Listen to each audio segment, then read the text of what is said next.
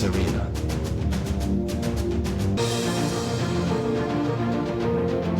Ground Arena. Saga Podcast.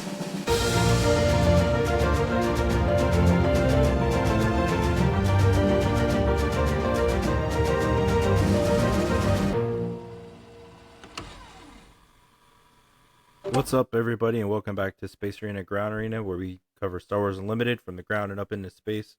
I'm one of your hosts. I'm Banana Crapshoot, and welcome to the arenas. Happy you're here with us. It's been like 2 weeks since our last recording, and with me, as always, now on the regular, we have Sebulba and Max Rebo. So, how are you doing, Sebulba? Pretty good. I haven't lost any pod racing recently, so pretty happy. I bet with my that. Every on Sebulba. So Good, as you should. No cheating has been had. What about you, Max Rebo, Mr. Ben? How are you doing? It's great to have the full crew together for a string of shows in a row. Life can be busy, but it's always fun to take the time out and get a check-in with you fellas and chat about this wonderful card game. Happy to be here. Yeah, so tonight we're going to touch on a few things. We're going to talk about the UK event that happened last week when 222 people. We're going to talk about the current availability of product and FFG's plan for that. And then we'll hit listener questions at the end. But first off, we're going to talk about our stuff and the games we've been playing.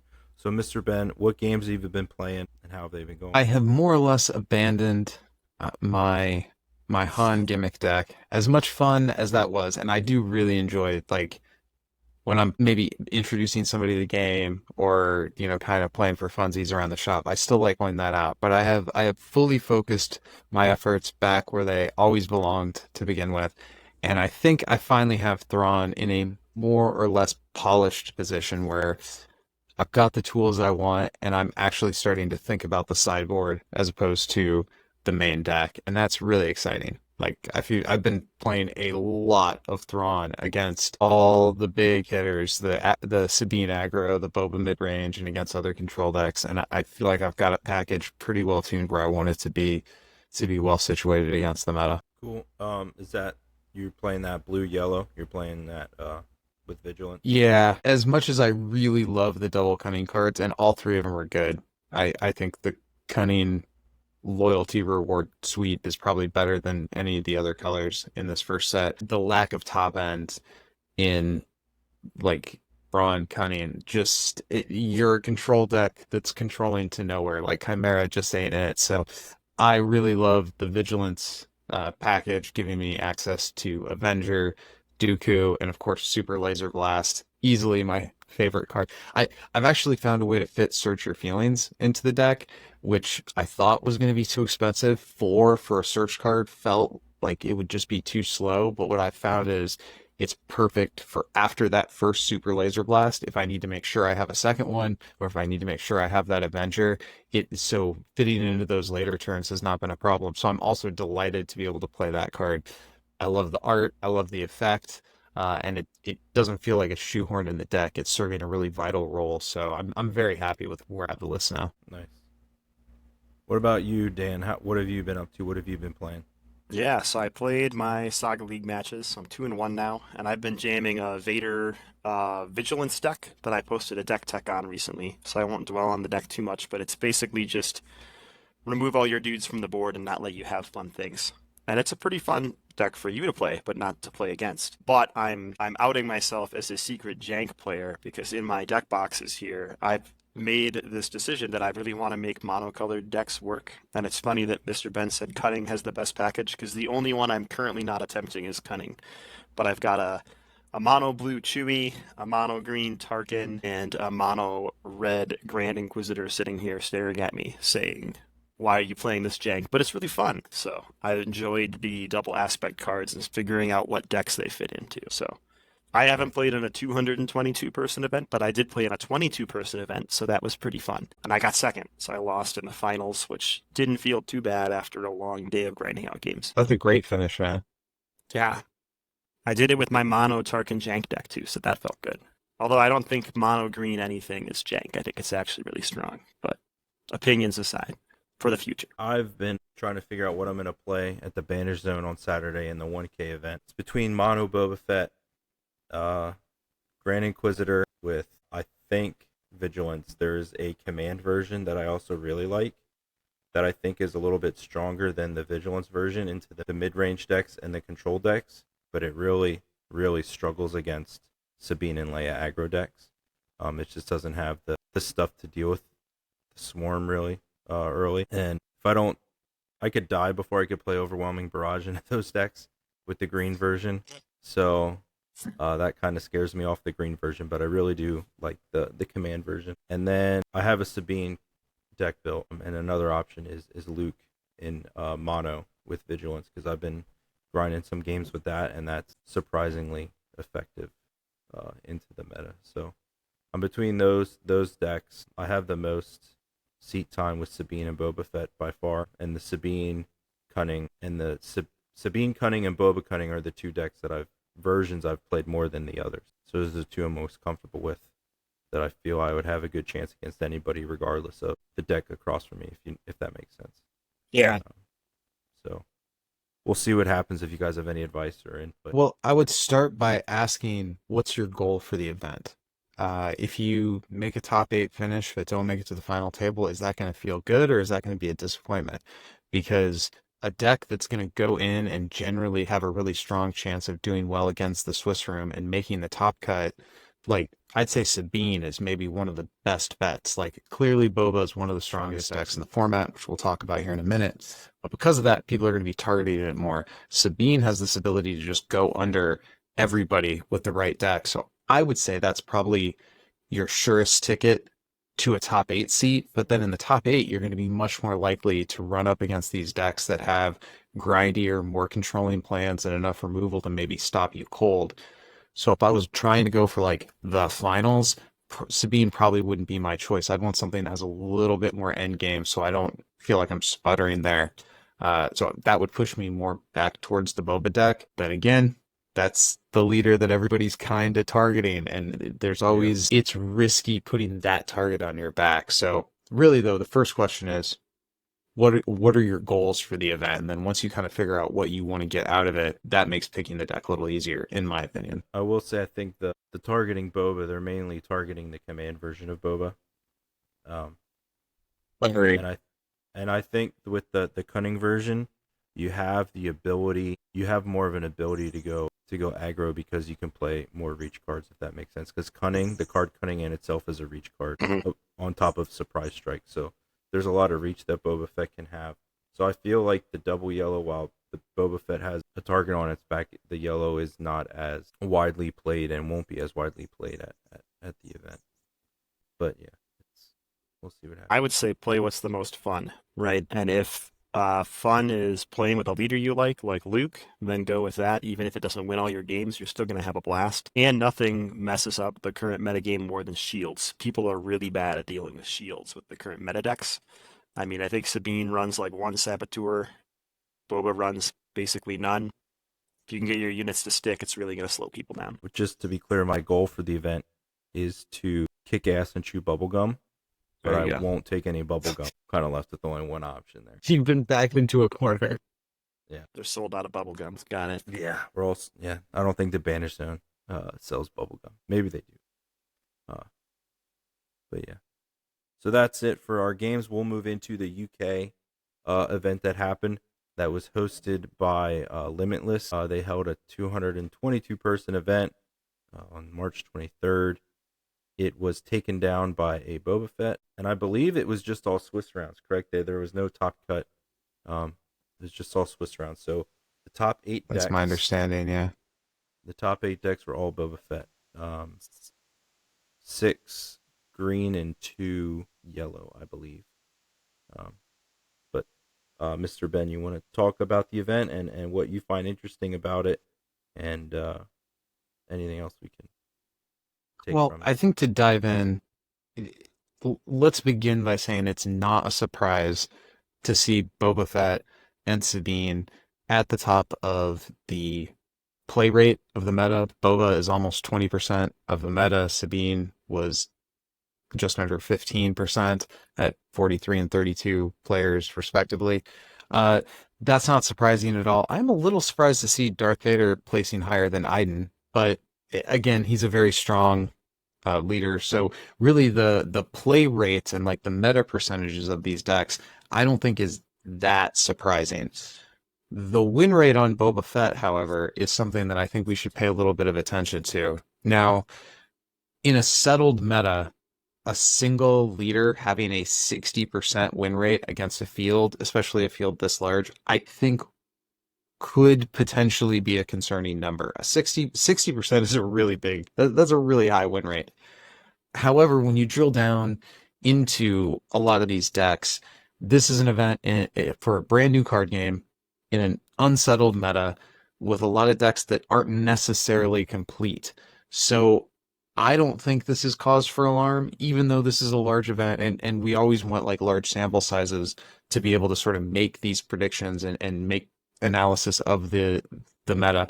I don't necessarily think this is that concerning at this point, but it is something that I think we should kind of keep an eye on. Uh, I'm a little bit sad to see there was only six Thrawns showed up, but that's okay. The Admiral's not for everybody, I guess. Dan, do you have any like first takeaways or anything that jumps out at you from this? Yeah, I feel like what I learned from looking at the results of this are very similar to what Mr. Ben said. We don't have like a concrete handle on the full meta yet. People have a lot of incomplete decks. People are running what they have seen works well, but we've seen a lot of other decks cropping up recently. So I think the reason there's a lot of Vaders is there's been a lot of talk about Vader with command right before this event happened. So I think a lot of people built that, and maybe they played it not super experienced, or they played it because they had just seen a cool video on it or something like that. And what I'm learning the most, right, is that Boba Fett is very good into Sabine. He's very good into Vader Command, and he's very good into Iden. And I think we knew all of those things. That's the reason that Boba Fett has been talked about as being really good. What I'm maybe not surprised at, but kind of sad about, is how many leaders had like single-digit entries, right? We do have a pretty diverse meta where there's like, what, 7 leaders with double-digit representation, but there's a couple with very, very low that I thought would be, somewhat reasonable, like Han, Grand Inquisitor, and Thrawn. Not surprised that IG-88 only has one. Chewbacca only having 2 really surprises me. I think he's a super good leader, but maybe people just haven't found the decks they like with those leaders yet. The most surprising thing to me at first from looking at this that you guys haven't touched on, and it's not that there was only one person playing IG-88, it's that they went 4-4 playing IG-88. Like, that is an accomplishment on itself, winning 50% of your games through 8 rounds of Swiss with IG-88. That's pretty impressive. Yeah, check it out. They went 2-1 against Boba Fett too. That's pretty good. Pretty good. Teched out for it. All the Boba Tech. Yeah, other than that, I think the it's a large event. It's the first big event, really. There's been some small ones, and everyone's play at their locals, and there's been online leagues. Like, we knew Boba Fett was strong, we knew Sabine was strong. So I don't think any of that stuff is new, but people are still exploring and finding combos. It's going to take another month or 2 before I think the meta really settles. So I think once we start having events the end of April, beginning of May, I think that'll be like a concrete, what are we doing? And I think, just to bring it up, any talks that bans or erratas at this point are ridiculous. It's set 1. There's no, Yeah, slow down. there's no, Let me play with my cards. Stop Yeah. it. It's set 1. There's no official major events until set 2, and those aren't even major events. Those are the smaller planetary level events. But those are events you can start getting points in the FFG point scale thing. So after we have set 2, then we're gonna have 18 more leaders maybe, if they follow the same formula of 250 plus cards. 14 to 20 leaders. Who knows what that number is? But we're gonna have a bunch more leaders. Everything's gonna open up, and it's gonna be completely different. I think getting worried about how set 1 looks when they're trying to lay a foundation is putting the cart before the horse. But yeah, do you guys have anything else you want to cut into with this event? You want to look at any of the deck lists or anything else that you take away from this? Having looked through them, I'm not surprised people are still super command happy, which is fine. Command is a really good aspect, but the more I've been playing recently, the more I've been starting to appreciate the non-green aspects that are out there. Mainly Vigilance. I think Vigilance is really, really strong with its removal package. And I think as time goes on, we'll see people lean less and less on command and more onto the other aspects. And hopefully we get a somewhat even distribution among those, pickup or secondary aspects that people like to pick up from their base. Mm-hmm. All right. If that's all we got from this, then we'll move on to product. Product availability a couple weeks ago, a week or two. I guess Asmodee reps were reaching out to stores and letting them know, hey, we're not taking any more orders. Booster boxes, can't get them. Sold out. So people were freaking out. People were buying up what they could, and prices were going crazy, right? Everyone, the sky's falling. What did your guys' store say to you when the Asmodee reps initially started reaching out to stores? So my guy said that the moratorium on ordering was happening, but that there was still plenty of product available, and it was an inventory thing, and product would be on the way. So my guy's attitude was like, hey, don't panic. Like, we might be out for a little bit here for a while, but there's no reason to like freak out and like buy every box. So I was very unfazed. I mean, at this point, I have almost every card that I want out of the first set anyway. So the idea of needing to get more sealed, but I mean, I do like drafted sealed. Don't get me wrong, but I'm not in like a panic mode to try to track down any cards I need for a deck to go play an event. I'm pretty well set on that. So maybe that's, check my privilege or whatever. Other people who found out about the game a little bit later, they go to the store and they can't buy packs right now. That isn't the best feeling, but I think FFG has continued their track record of making great announcements, making exactly the kind of sounds that we want to hear, and they addressed the inventory that they were doing. They addressed their plan for making sure that there's going to be product in stores. So I'm very not concerned at this point. And what did your store tell you? What did my store tell me? They told me Yeah. that turmoil has engulfed the Galactic Republic and that the taxation of trade routes on outlying, Star Wars Unlimited packs is in dispute. But actually, it's been pretty good here. So we've got like 5 or 6 local stores. One of them had 72 boxes and they sold out day one. That sucks. They haven't gotten new stuff in yet, but they've put orders in and they've been told that they're getting new stuff next week already, which is not that long of a delay. The other stores ordered less to start with. I think each of the stores had like 2 cases and they sold out again that first weekend, but they've been steadily getting cases in over time. And most of those stores are pretty savvy. They haven't been charging way over MSRP or way under. I think the store that sold out right away had a huge discount, so they sold out real fast because of that. But the other ones have been able to keep product in. A lot of them bought a couple extra cases and reserved them for sealed, so we still have sealed and draft play every week by us. And they're willing to buy secondary market. So if you go on TCG Player right now, the costs a store like $100 at the time of this recording to buy a box, which is $4 above MSRP, and then our store will charge us. They basically charge us for the shipping if they buy something secondary market. So they're still bringing in product, whether it comes from Asmodee or something else, and that's awesome. They've also been told by their rep that stuff is going to continuously trickle in, based on that message from FFG/Asmodee about having sort of waves of launches. I think that's a really positive signal. It's really interesting. A lot of rumors of, well, maybe they're holding stuff back for a second wave. It really irks a lot of the community, and I'm seeing the opposite response here, which I think is the right answer. Slowly pacing product out so that people continuously can buy product in a game that's meant to be played and sealed and draft seems like the right move. And the fact that even with the scarcity, like prices spiked that one day because of the shock value, but they've trickled back down into a box where like a box online is still basically MSRP unless you're going the crazy route and deciding to buy it for values way, way, way over that. So I'm not concerned at all, But again, I also sit in this ivory tower where like my local stores still have product. I could go buy a box tonight if I wanted to after the show. And I also have everything that I want from set one, other than, more hyperspace cards that I don't need but definitely want. So it's difficult to be upset with it. I think, again, we're getting the right mouth sounds. We'll see if those waves actually come.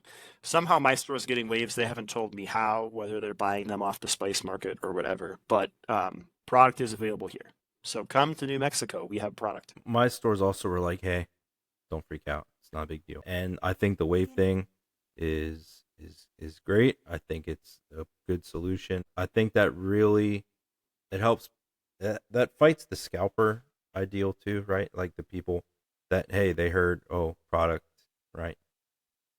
Can't get it right now. Scalpers, like you said, spiked that one day and it's trickled back down, especially, and it went down lower, especially when FFG put out that announcement like, hey, we know this is what's happening.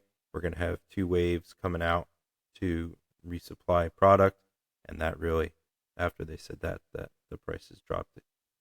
So I think if this is the model FFG's following for distribution, let's talk about that for a second while we're talking about this. So the launch of Star Wars Unlimited and how it rolled out, everything they've said since May 9th when they announced the game last year, right, to releasing, and now here we are a couple weeks later, 3 weeks later. Did FFG do what they said they were going to do, right? Or did they fail? What do you guys think? Did they live up to the hype that they were talking, or not? To me, the hype takes longer to know, right? I was really hyped about the organized play setup, and our stores are doing weekly play, but of the 6 stores we have, 3 of them ordered OP packs and didn't get them. That sucks. Like, they're still waiting for their OP packs, and they're having to give, like, IOUs out to players. They've called their Asmodee rep, and they've been told, oh yeah, you'll get those eventually. Sorry. Not FFG's fault, but, like, the store is still, right? If there's 2 events on the same night, guess which store I'm going to go to? The one that's going to give me a pack, right? So that's a little crummy for our local community. It's really forcing the community to have to like intentionally still support those other stores for something that's completely out of their control.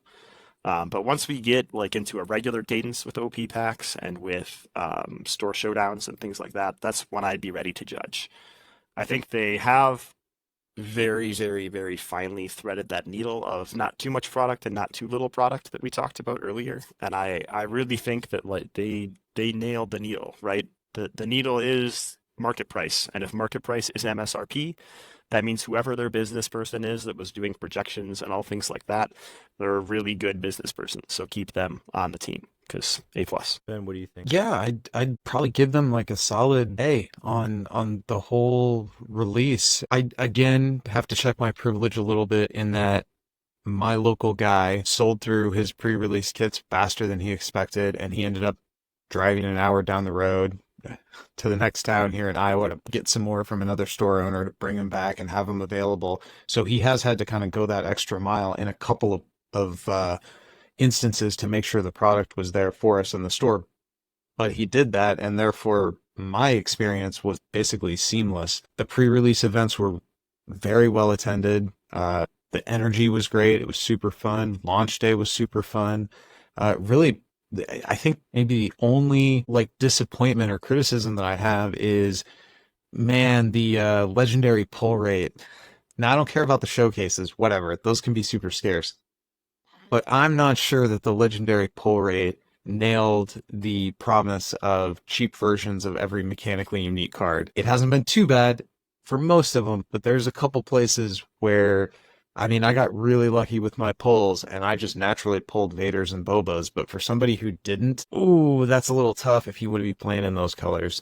But even so, I think having a couple cards that push the budget and are kind of outside the norm, I think that's okay. It's probably actually even healthy. As much as people hate scalpers and hate what the secondary market does to the card games, they do drive sales. Like, it is part of the tripod of card games is that collector investor interest as much as many people don't like it.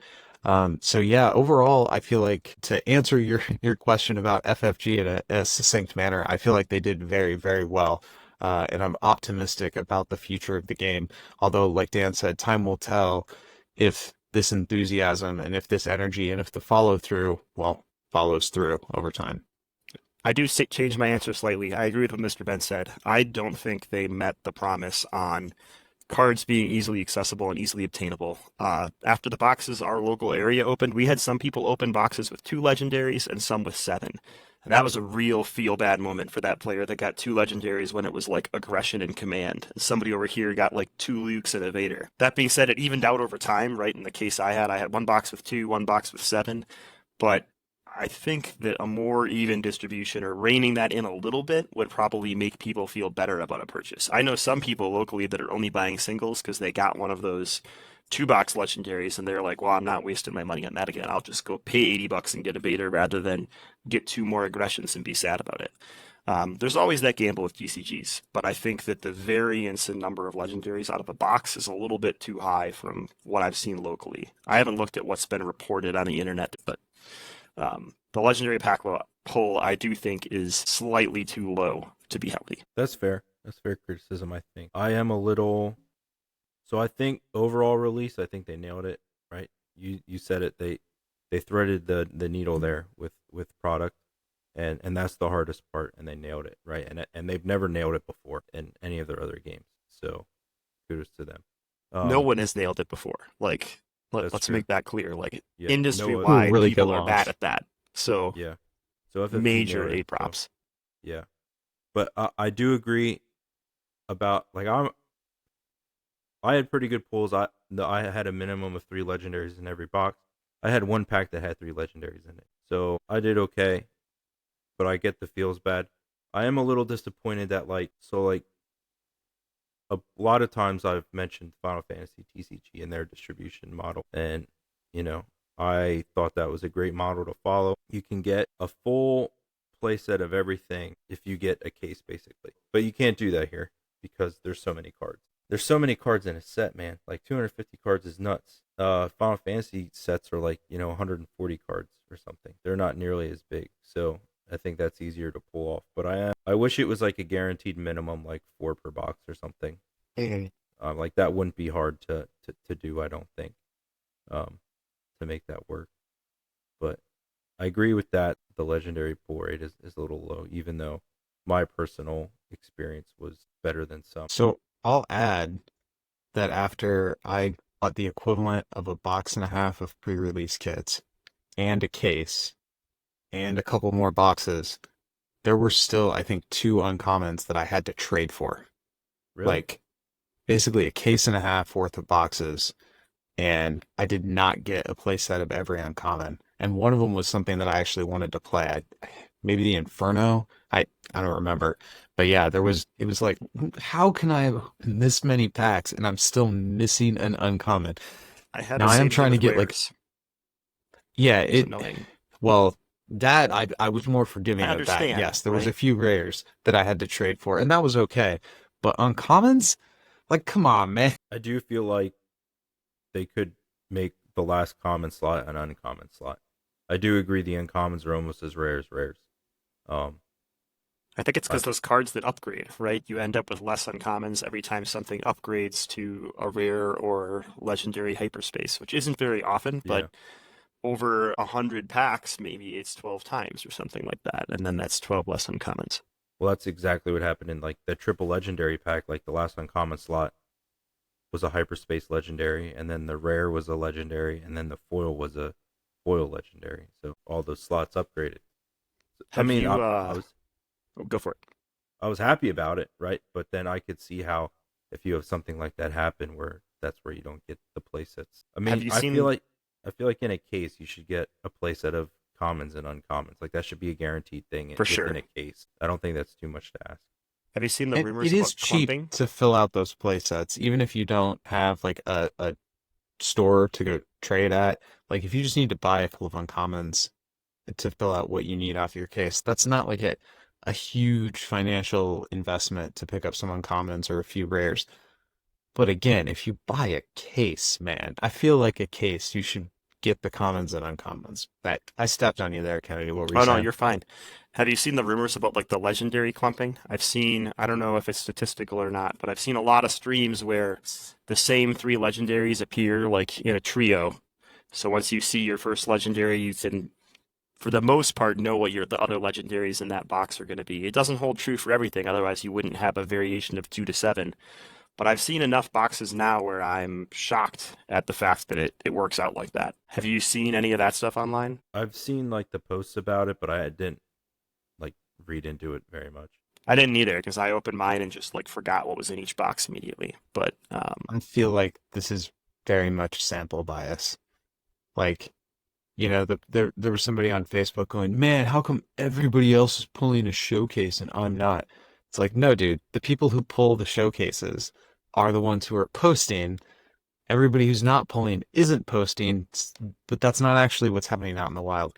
I think that's what is happening with the Legendary Columbian. The people that have a box that fits the narrative that they expect. Oh, those are the people who post, and when they open a box that doesn't fit the narrative, that doesn't make it to I Discord or Facebook. I hope so. I was watching a stream. The streamer opened an entire case and he had 3 post-it notes up of like these 3 different clumped combinations. And every time he opened a box, when he got to one legendary, he'd look at the post-it note and say, "Now I should expect a Vader and a Vigilance or whatever the combination is." And in all 6 boxes in his case, it matched exactly what was said on those post-it notes. And to me, that was shocking. But I don't know if that was like the video that spurred all of these nonsense rumors or not. My experience was I didn't have any repeated boxes of like legendary combinations as I was looking through them. But I also wasn't probably paying as much attention as I should have been. I don't really remember. I remember my first box that I opened at the community event. I remember those 4 legendaries. But when I opened my case, I don't remember like the clumping. Like that wasn't a thing for me. At least I didn't take notice to it. I mean, I had a pretty broad range of legendaries. Yeah. You guys have anything else you want to hit before we move to listener questions? Let's do it. All right. It's here somewhere, I swear. All right. I think it's Jay Schweeny, right, in Discord. JS Schweeny. Not sure how you actually say that, but he wants to know what are some good main deck staples to look at to counter / survive / put up a fight against Boba and Sabine. So what are some main or side deck options to take out Boba Fett and Sabine? Dan, we'll start. So my favorite thing to do against either one of those characters is play a line that looks something like Power of the Dark Side, Takedown, Vanquish, Count Dooku, Super Laser Blast, Avenger, and just kill their whole board. Against Sabine specifically, having that takedown on turn 4 is just the most perfect answer. Just make them cry. Yeah, that's the best answer to Sabine right there. I've become a gigantic. I know if you go back and look at some of my earlier takes on some of these Vigilance cards, I was not very kind to the blue cards, but man, Super Laser Blast came out. I am a believer. Entrenched is a fantastic answer to these like punchy aggro decks that want to come mess with me before I get to my Super Laser Blast. I throw Entrenched on that leader when they come out and Boba gets so sad. So that would be my answer to both of those leaders is play blue cards because they deal with them pretty effectively. What do you think, Kennedy? Yeah, I agree. Takedown is like the answer to most leaders. It doesn't necessarily take care of Boba because he's got 7 health, but if you have a cell block guard, if you can limit Boba to 1 activation, that's still a win. I've been really curious at looking at what cards out of aspect you can put in your sideboard that sort of solve those problems. And in a villainy deck or a cunning deck, No Good to Me Dead is an incredibly powerful card. It acts almost the same as Entrenched, where you're delaying letting that leader do anything until you get to your Super Laser Blast or whatever your kill event or activation is.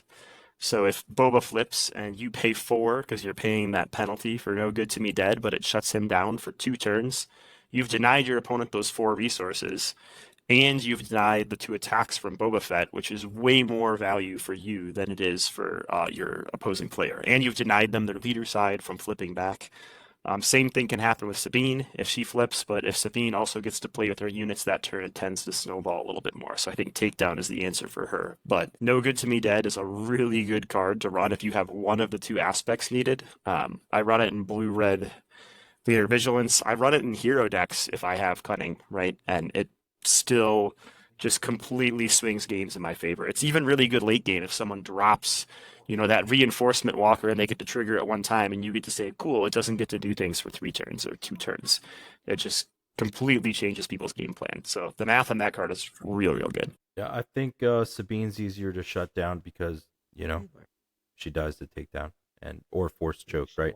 So you have you're playing blue-red villain, you have access to 6 cards right off the bat to take her out. So, Boba Fett, yeah, don't let him. You almost don't want to play units against Boba Fett, right? You just want to play removal. The basics of this game is board control, using your units for board control, right? That's, I feel like, the heart of Star Wars Unlimited. And Boba Fett is the leader that, more than any other in set 1, takes advantage of playing that board control game, and then he spitballs from there, right? He avalanches on you from there. So I think he's harder to deal with, but yeah, Sentinel units entrenched on Boba Fett really pisses him off.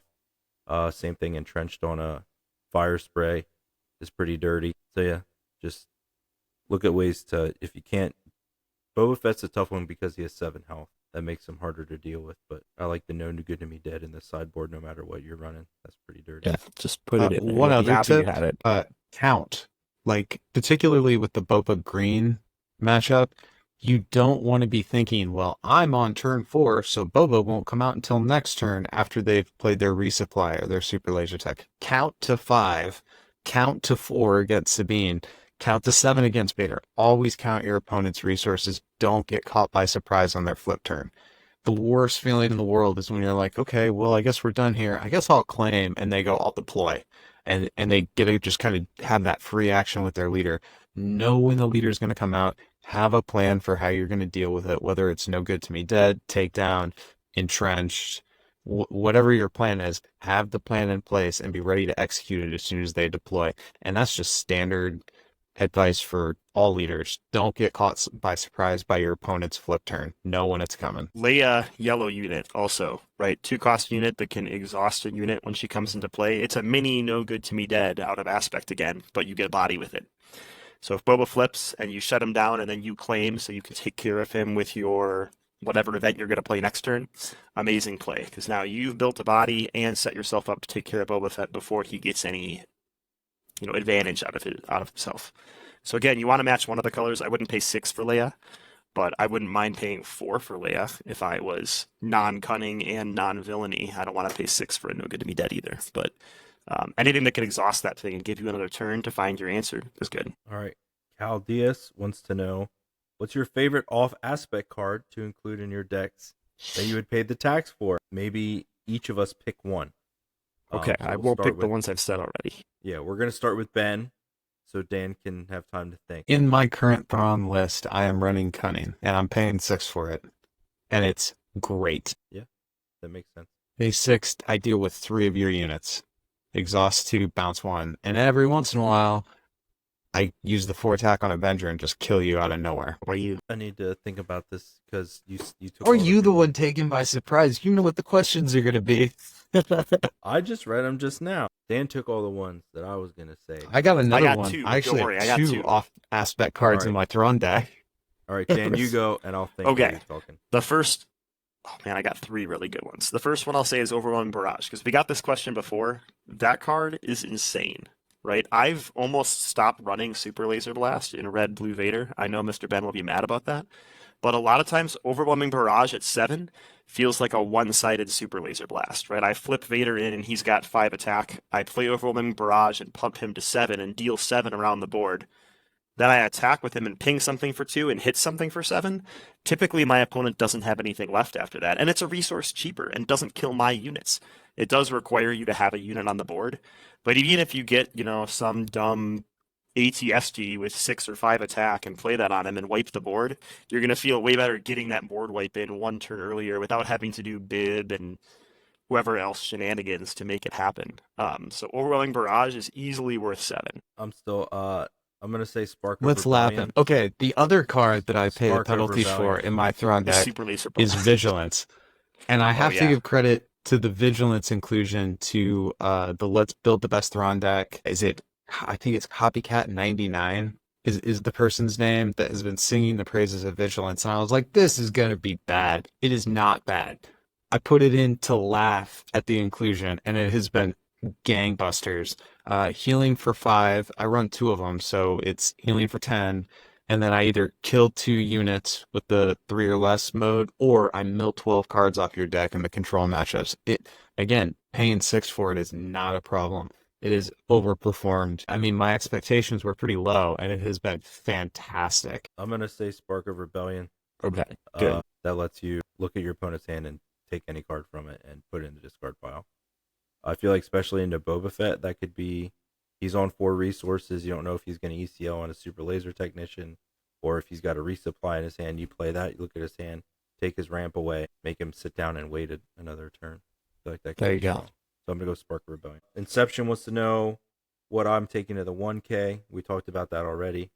I'm going to let my kids decide, I think. And then, That's a good choice. He wants to know what you guys would take if you were going to the 1K. So if you were going to the Banner Zone on Saturday for Saga Squad, run the tables there, what decks would you take? I would go double Vigilance Chewy. I think that deck is real spicy. I think especially running it with the security complex to put shields out, making Yoda a Sentinel, and then throwing a shield on him, so you're going to get the Restore and have him soak 2 to 3 attacks, is amazing value, and it completely shuts aggro down. And a lot of Boba mid-range, too, because Boba can't get attacks, right? Another great target is Wilderness Survival. It comes in with the shield, so you make it a Sentinel. Boba has to crash into it. You give it another shield with your security complex, and then the Boba player just starts crying because they can't remove units and they get upset. Amazing plays. And with Vigilance as well, right? It's double Vigilance, so we can run that Vigilance event that Mr. Ben was just talking about that really throws people for a loop. And you can run it at 4, which is nice. And if you can get a Bendu out, you can run it at 2 after the Bendu attacks. And a Vigilance for 2 is amazing. If you can defeat a unit and mill 6 or heal your base, I've found that I can end a lot of games at really high health by just continuously plopping Sentinels down until I get to my end game that is Luke or whoever the big bad from Vigilance is. So I'd run double Vigilance Chewy. What about you, Mr. Ben? My store is running a tournament on Saturday. It's not a 1K. It's a no cost with just packs for prize support. But I'm not going to be there because my son is fighting in a jiu-jitsu tournament 45 minutes down the road. But I do have the deck made that I would take, and that is, of course, Thrawn Blue. That is where I'm at, boys. I feel really good about where it's at. I got the list in a good place. I got a good feeling about this one, man. I'm telling you, top of set 1 meta by the end. Once it's settled, Thrawn's going to be at the top. Yeah, I hope so. I do. I don't know. The more you talk about that double blue, like that Luke double blue, that's been. We can play a game at the end of this. I'll show you a game online, and you'll see the power of double blue. It's amazing. Well, I know because the Luke double blue's been tearing it up. I just don't have enough reps with it to feel like comfortable. It's fair. Time to stay up all night playing and be really tired on Saturday. Yeah. But yeah, the Bendu plays, the Vigilance plays, and once Luke deploys and you play Vigilance and there's shields everywhere, people can't deal with it. There's so much restore you can have out there, especially if you drop Luke. And there you have access to so many Sentinels, like good Sentinels like Obi-Wan and Bendu, and Baze is a conditional Sentinel, but he's a pretty good Sentinel because he'll lead up 2 attacks most of the time. So double blue Vigilance. I think villain and hero both, right? It's basically the same thing. It's just changing out some units. And also the Force is with me. Yeah. In the double blue decks is ridiculous. It's a good card. The Force is with me is really bonkers in double blue. So yeah, I can see that. All right, next up, Copycat99 wants to know, what is our favorite underexplored leader base combo that has a shot competitive? So we'll go to Mr. Ben first. Oh, at the risk of Don't say sounding Thrawn. like I don't a get to say broken Chewbacca, record, so. pretty sure Copycat 99 is the person who put me on Vigilance in my Thrawn deck, actually, from that chat on Discord. Man, underappreciated. Well, okay, so in the metagame as a whole, obviously I'm championing a somewhat underappreciated leader, but that's a great answer, so let's set that aside. I guess I got off kind of, but I'm not going to say Han either, because I've talked about him on the show already. I'm going to say Cassian. I'm going to say an aggressively slanted leader that has a built-in way to refill his hand. Like, traditionally, across every card game that's ever existed, the biggest problem with aggro is you come out strong and you run out of gas before you close the door on the game. Cassian seems well situated to plug the hole, or at least the traditional hole, in the aggro archetype. So potentially that's a leader that people might be sleeping on. Like, his power set seems well situated to do good things. Dan, what do you got? Same answer. Cassian Cunning. Cassian Cunning is a really strong deck that I slept on. And you get the advantage of drawing cards, and you get all of the yellow goodness that's about making your opponent discard cards. I'm running Cunnings at their tax. I'm running Spark of Rebellion. I'm using K2 so to discard instead of Slam Face. And a lot of times I find myself on the turn that Cassian's flipping, I've got like 4 cards in my hand and my opponent's in top deck mode. And it just runs a ton of 1, 2, 3 cost units. So I'm using, they never tell me the odds to like almost always be able to flip 2 cards because I've barely got anything at 4 cost. I think it's just the never tell me the odds of the K2SOs. And it's been a really fun deck to play. You're just constantly slamming bodies out and saying, that's okay, you can kill that body. I'm going to draw 3 more next turn and play it again. So it's really fun deck. I think it's overshadowed by Sabine quite a bit because Sabine is so popular and so strong. People have been sleeping on Cassian. My answer is also going to be a rogue one answer, but it's going to be Jin. I think Jin with blue and red and mono has some legs. I just haven't had the time to dedicate to it yet. But I feel like while her abilities are slow, I feel like she could be a really solid mid-range deck with her ability to make your opponents punch like wet noodles.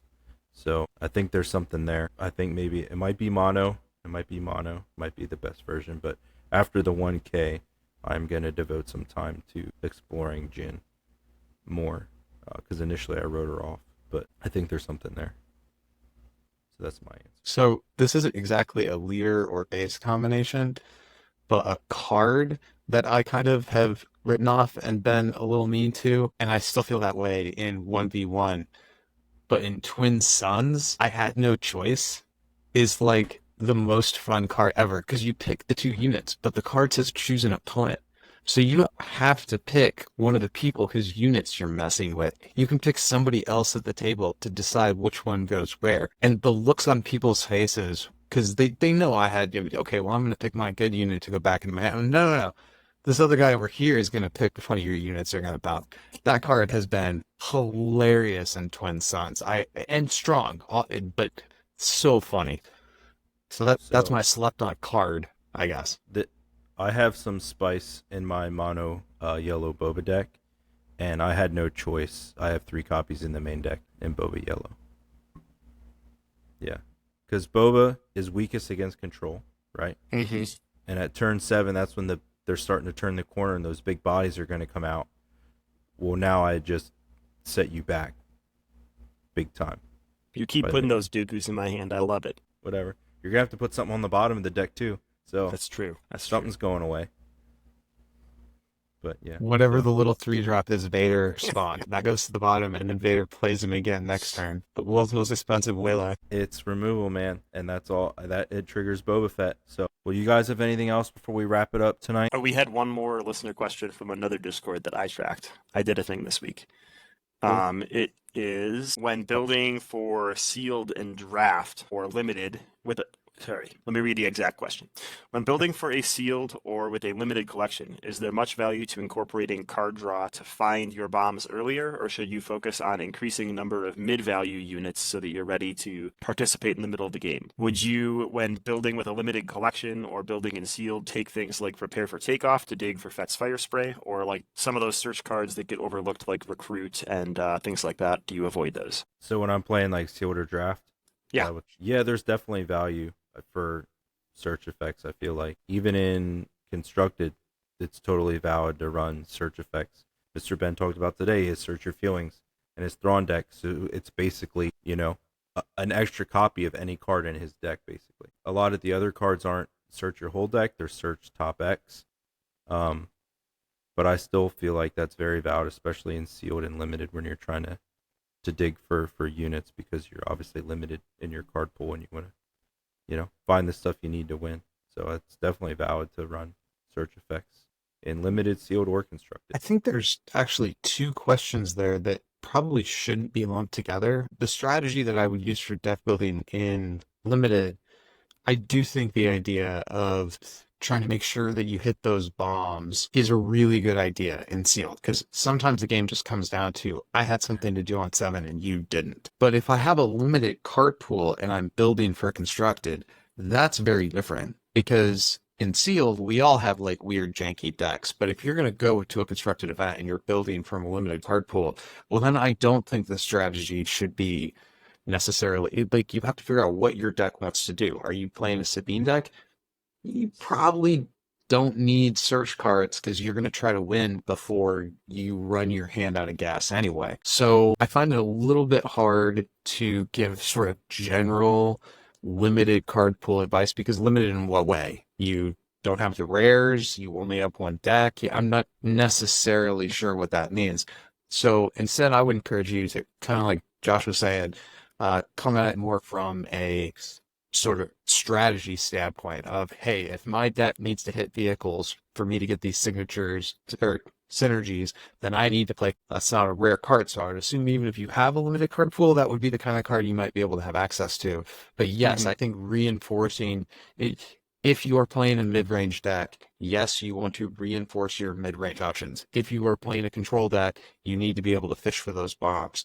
So building from a limited card pool, I don't think there's a clear answer to either of those questions because it's going to be deck dependent. But in sealed, yeah, you want to make sure you hit your bombs. I think the search cards are much better in sealed, I guess is what I'm trying to say.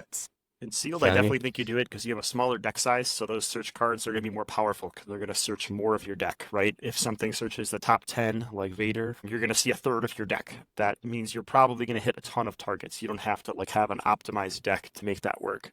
The way I'm reading this question is, I think this person bought like one box or two boxes and they're building a deck and they want to run a Boba deck. Their example here is prepare for takeoff to dig for Fett's Fire Spray. So if you bought two boxes and you only opened two Fett's Fire Sprays and you're trying to build a deck from SWU or something like that, then yeah, run a prepare for takeoff as if it's your third Fett's Fire Spray, because then when you draw it, you can use that to go search for the Fett's Fire Spray. It's a little less efficient because you're paying an extra card and a resource cost to find that Fett's Fire Spray, but it gets you the piece that like makes that deck function.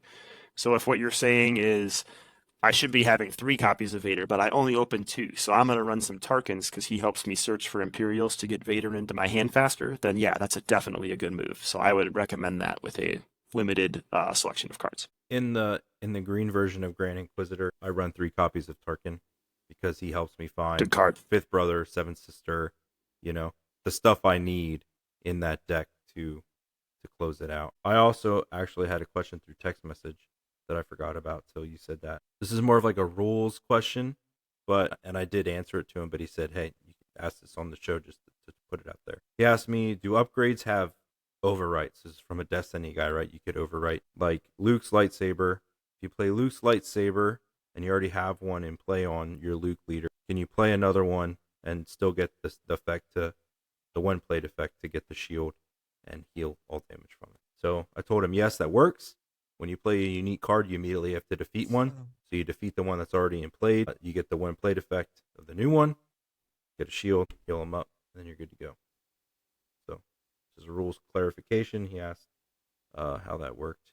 So he said, ask it on the show. And I said, okay. Didn't think I had anything else. But I think that's going to wrap it up. You guys have any closing remarks? I think maybe. So I have a question for you guys, for me. We had released like 3 weeks ago. We're about to hit April. Do you think we start to see spoilers trickle in once we hit April? Do you think they do an April Fool's post to mess with us? Question 1. And question 2, do you think we start to see previews for set 2 next? I hope they wait until after the restock wave starts so that they're not releasing previews for the next set when people can't get product. That'll feel better to go to a store where they have boxes to be able to say, hey, did you see that cool spoiler while you're picking up your current box? So you're not thinking about, oh, there's more cards I can't get access to. I also think that May the 4th is the perfect time for them to start set spoilers and have a good cadence. You beat me to it. So 1 more month. Okay, sorry, you go. We're mine time. I completely agree with Dan. I think we're going to see our first set 2 spoilers on May 4th. The ad copy writes itself. Everybody's thinking about Star Wars. I think April is too soon. Let these cards breathe for a little while. I didn't even think about the point of the product scarcity that's hitting some stores.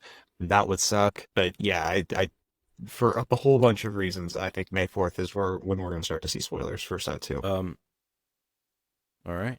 Any other closing remarks? Nope. All right. Nothing. I'll say, I'll probably do a write-up on the 1K if I do good, and if I do bad, I won't. So look out for that, maybe not. Well, if I don't see the write-up, I'll ask you about it on the show next time. Yeah. And